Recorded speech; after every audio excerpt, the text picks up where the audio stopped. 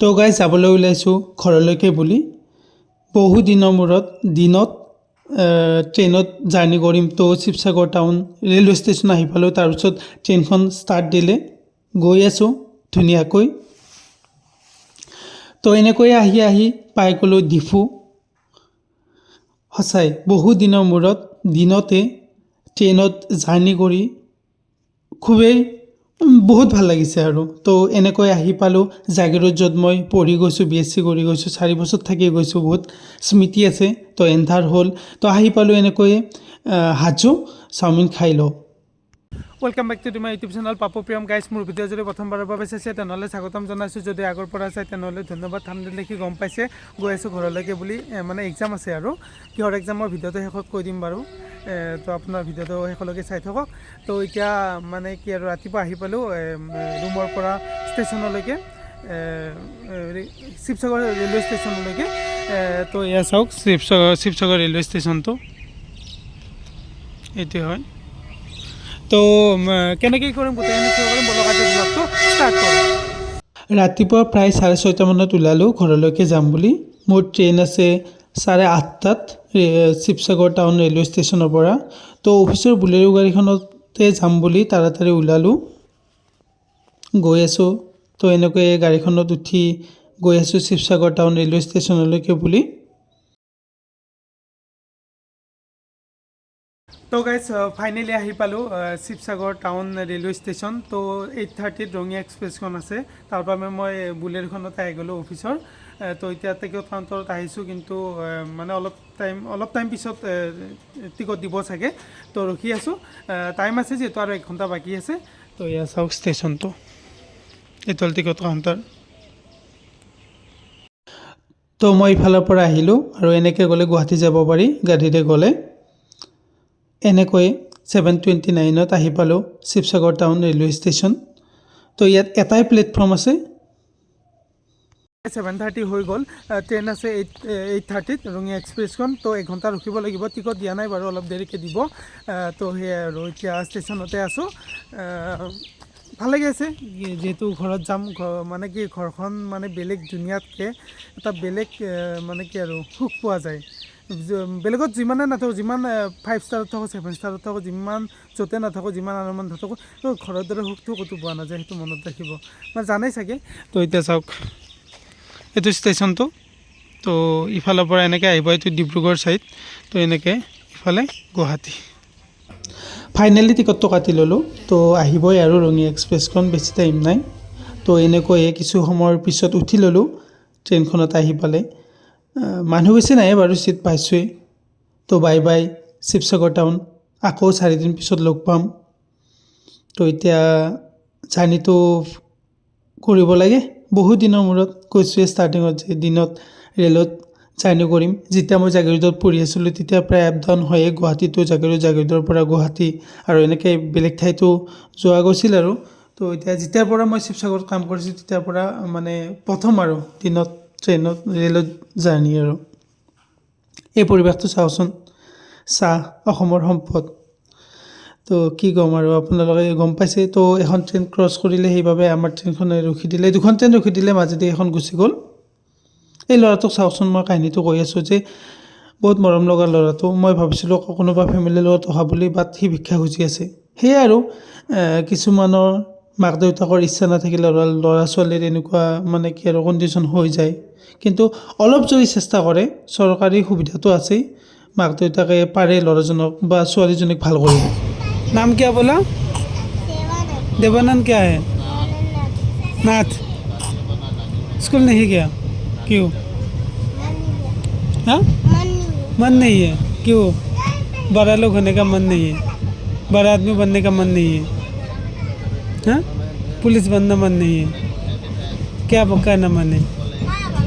ऐसे ही। पुलिस किसको? हाँ देखो, पढ़ोगे उसके बाद पढ़ने के बाद ही तो पुलिस बनोगे ना। मम्मी क्या बोलते हैं घर में? नहीं पढ़ाएगा? नहीं।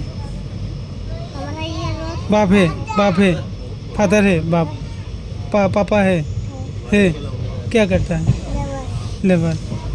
एक काम करो घर में जाके पापा को बोलो जो कि मुझे पढ़ना है, पढ़ के वो आर्मी बनना है, पुलिस बनना है, बड़ा लोग बनना है। इतना कम उम्र में ऐसे करोगे तो क्या होगा, है ना? जाके बोलना आज, बोलना बोलना क्यों, क्या क्या बोलोगे?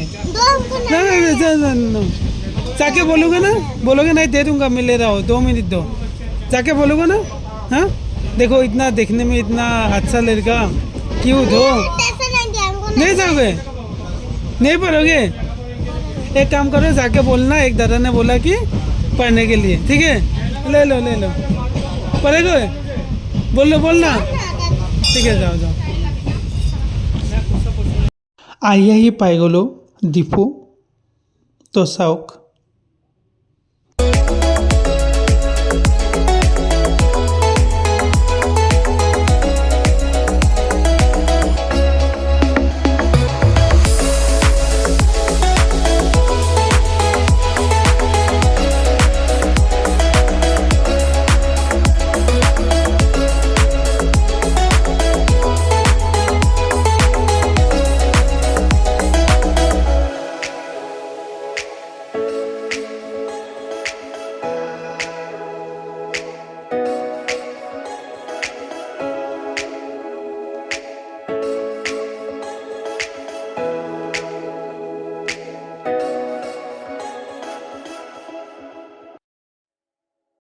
ওপৰত এটা চিট লৈ ল'লোঁ শুবৰ বাবে।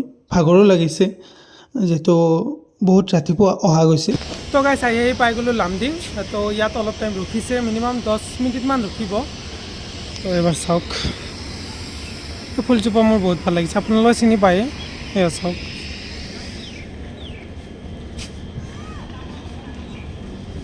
তো এতিয়া ইয়াতে কিবা খাই লওঁ, তাৰপিছত গৈ আছোঁ। পাই গ'লোঁ জাগিৰোড, য'ত মই 4 বছৰমান আছিলোঁ প্ৰায়। ইয়াতে মই BSc মেথমেটিক্সত কৰি যোৱা।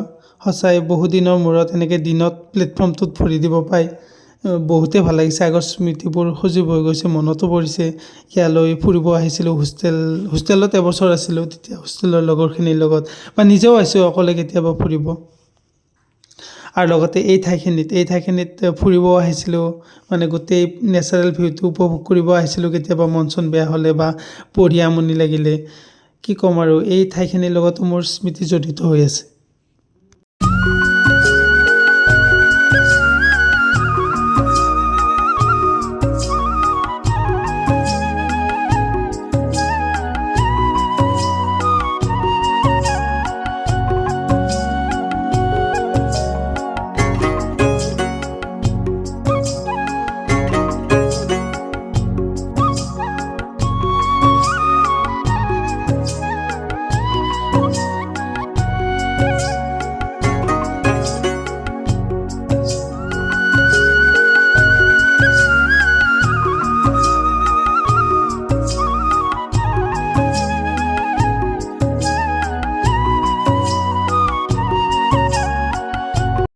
আজিকালিতো 4:30 মানতে আন্ধাৰ হৈ যায়। তো আন্ধাৰ হ'ল, ঠাণ্ডাও লাগিছে। তো পামেই আৰু ৰেলৱে ষ্টেচন, বেছি দূৰ নাই। তো লাহে লাহে গৈ আছে ট্ৰেইনখন। ষ্টেচন পাবলৈ আৰু কিছু সময় লাগিব। গুৱাহাটী ৰেলৱে ষ্টেচন আহি পালোঁ। অনলাইনৰ টাইমতে আহিছিল 5:50, কিন্তু 5:24-25 মানতে আহি পালোঁ, আগতীয়াকৈ আহি পালোঁ। তো মই ভাবিছিলোঁ ইয়ালৈকে আহিম, পিছত যিহেতু ৰঙিয়া এক্সপ্ৰেছত ৰঙিয়ালৈকে যাব, সেইকাৰণে মই ভাবিলোঁ যদি মই কামাখ্যা ষ্টেচনলৈকে যাওঁ, তেতিয়া মোৰ অলপমান হ'লে ওচৰ হৈ যাব, ট্ৰেইনতে গুচি যাওঁ। এতিয়া গুৱাহাটী ৰেলৱে ষ্টেচন পল্টন বজাৰৰ ওচৰত থকা ষ্টেচনটো মেইন মই গুচি যাম সেইলৈকে, কামাখ্যা ষ্টেচনলৈকে, যিহেতু ৰঙিয়ালৈকে যাব, তাতে ৰখিব। মই অনলাইনতো চালি দিলোঁ, তালৈকে যাম। তাৰপিছত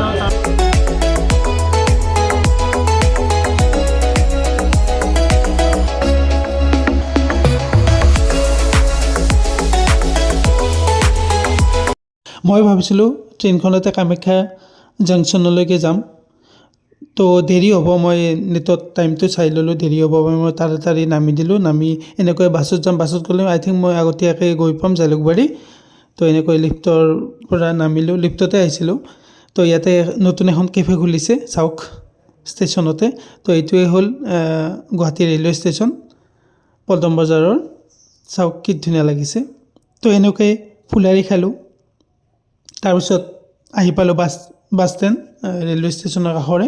ৰখি আছোঁ বাছৰ বাবে। এখন বাছ পালোঁ, বাট ছিট পোৱা নাই, থিয় হৈয়ে যাব লাগিব, উপায়তো নাই।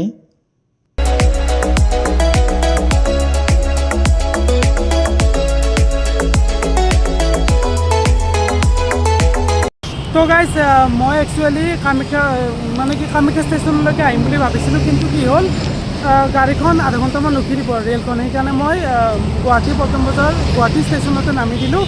নামি মই সেনেকৈ আহিলোঁ, যিহেতু আধা ঘণ্টাত মই বহুতখিনি আহি পাম। গাড়ীখন আধা ঘণ্টা ৰখাতকৈ মই বাছত আহিলে জল্দি ঘৰো গৈ পাম।